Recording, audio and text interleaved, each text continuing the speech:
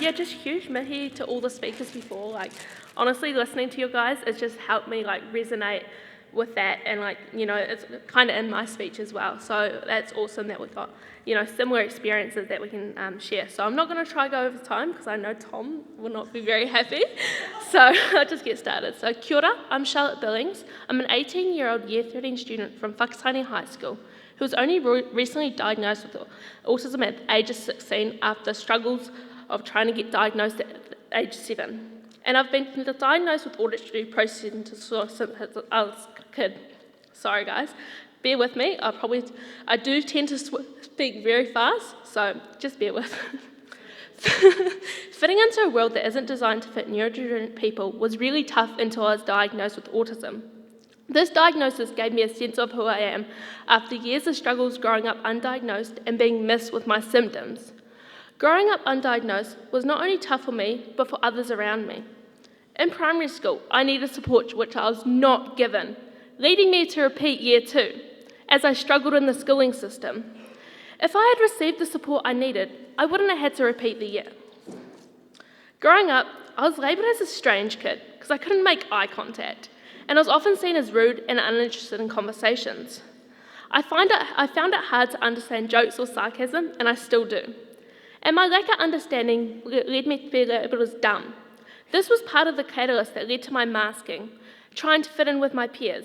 And I still do this to avoid being bullied and being different and being constantly misunderstood. As you know, high school kids. I was also that strange kid who would always throw tantrums and have meltdowns caused by sensory overload. Sensory overload to me is like gradually shaking a fizzy drink. Each sensory issue or disappointment made things worse until I exploded eventually. Knowing I was different, acted weird compared to my peers led to many mental health problems for me. After constant bullying and being left out of social events, I began to think I was less than everyone else, causing severe social anxiety, which started in Year 7. In Year 7, I started having thoughts of suicide, and my anxiety was at an all-time high.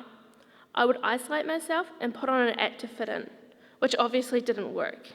This eventually led to my autism diagnosis after years of struggle.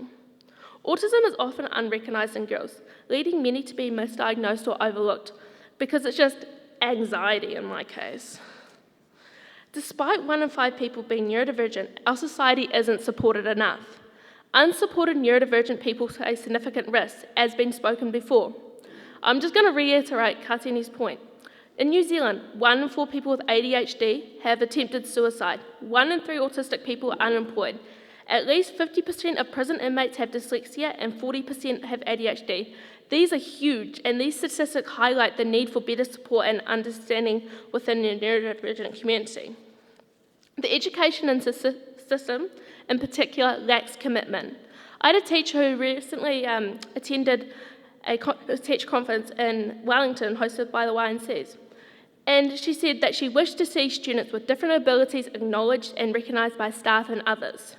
Despite the willingness of teachers to support and learn, the lack of systemic support in the education causes harm, leading to many neurodivergent students like myself struggle without proper support, leading to high dropout rate and mental health issues. However, not having support in school leads learners to not feeling supported causes harm, as we do not feel accepted nor understood at school.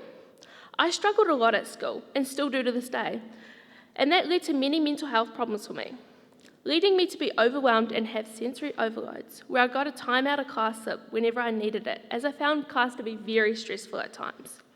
Whenever I needed teachers' help, often they would be busy and just forget I needed help, but me being shy and not good with confrontation would leave me stuck for the rest of the class time, and I just gave up on asking again. Many studies show neurodivergent people are more prone to mental health problems than their peers, who are not. So honestly, not being supported in school just made me feel like more of a failure. Since receiving my diagnosis, I finally started getting the support I needed. This has been a life-changing experience, not for me, but for many others who have similar challenges. Smaller, more intimate classes help my learning so much. For instance, in Year 9s and 10, I took a future-focused learning class with smaller class sizes and active teacher support, which led me to excel academically, so I wouldn't be left stuck with my learning. However, finding mental health support was difficult. In the Bay of Plenty, there is a lack of psychologists, as I know in many places, making it hard to get a diagnosis. I was fortunate enough to afford a private diagnosis, but many are not. Barriers such as costs, referrals, and stigma make it difficult for people to get the support they need. Advocating for neurodiversity is not just about making immediate changes, it's about shaping the future of education. As students, educators, and community members, we all have a role to play in this journey.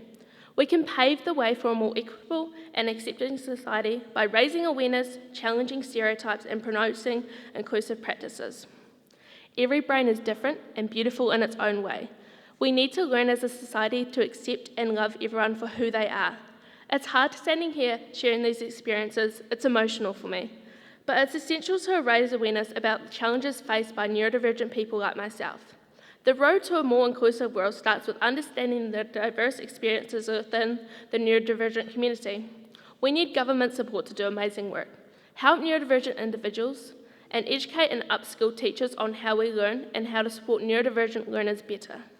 As I stand here today, as an advocate for change, let us work together to transform our schools into places where every student feels valued, supported, and inspired to succeed. Thank you.